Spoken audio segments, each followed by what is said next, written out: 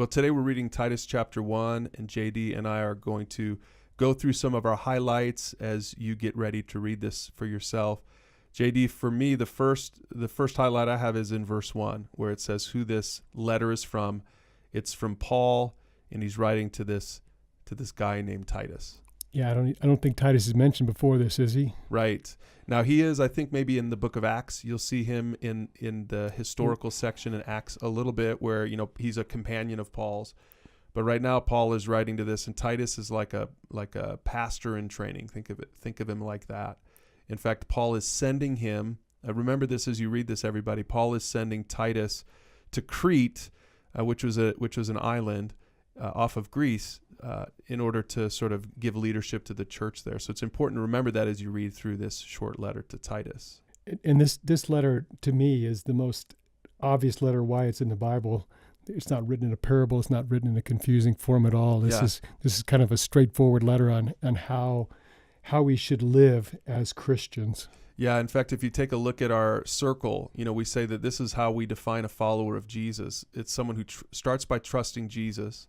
And Paul isn't going to get into that very much in this letter. He's really talking more about the second part in this arrow, which is that as Christians, we live to honor God. That we don't just, start off by faith and then just live however we want, but as Christians, we should live to honor God. That's really the theme we're going to get to through all of these chapters. And there's a part of me that it really appreciates the Titus letter because it really says in kind of black and white, this is how you should be.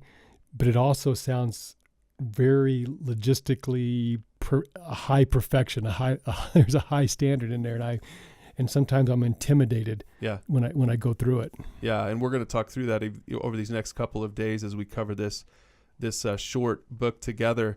But I think one of the reasons we see that, JD, is because in verse 5, he says, he's talking to Titus, I left you in Crete so that you could complete your work there and appoint elders. And then he gives some of the qualifications for an elder. And so if you think you're intimidated reading this as a Christian, think about reading this as an elder, that you need to have a blameless life, you need to be faithful to your wife, children must be believers, have good reputation, and all this stuff.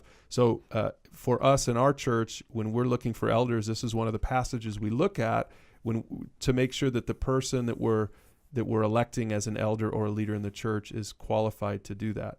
But it's not just about elders. Paul then starts talking more about just people in general and how we should live our lives as Christians in general. Like I say, I find it intimidating because it's like, what if you're 8 out of 9? What if you're, all but? Is there any slop in this? Are you still a Christian if you fall short of these things? Are you? Yeah. Yeah, and I think that's a question that every generation wrestles with. We're saved by faith through the grace of God, by the grace of God, but then we live to honor God. But what happens when we keep screwing up? Does that mean that we weren't really saved in the first place? We're not going to answer that in Titus chapter 1, but I think it's a question that people wrestle with a lot. And it is also interesting what he talks about as who the people of Crete are. So he's trying to pick his elders from these people on this island, yeah. and yet I guess they don't have a great reputation there on the island. Is that what they're trying to say here? Yeah. In fact, I guess there was an old saying that Cretans were known as being pretty terrible people, and so Paul is bringing the gospel. Titus is bringing the gospel to this island of Crete, but it's a very pagan area, and Paul wants to make sure that mentality doesn't infiltrate the church. So it's important that he picks the right leaders. But then that also that the followers, just the regular, Christians in Crete, are really, truly understanding what the gospel is. Again, back to this image. The gospel isn't just that we trust Jesus for salvation. That's the first part of it. Really, then it changes us, and then we live our lives to honor God. And I think that's what Paul's getting at here in this first chapter, and we'll see also in these other chapters as we continue to read through it. I love the very ending, though. It's confusing, as straightforward and harsh as it is. The very ending there on verse 16, it says that it's how you live. Such people claim they know God, but they deny him by the way they live. And they are detestable, disobedient, and worthless for doing anything good. It just reminds me of that saying I heard when I was young, that if you were arrested for being a Christian, would you be convicted? Are you living a life where your neighbor, your coworkers, even your family members, do they know you?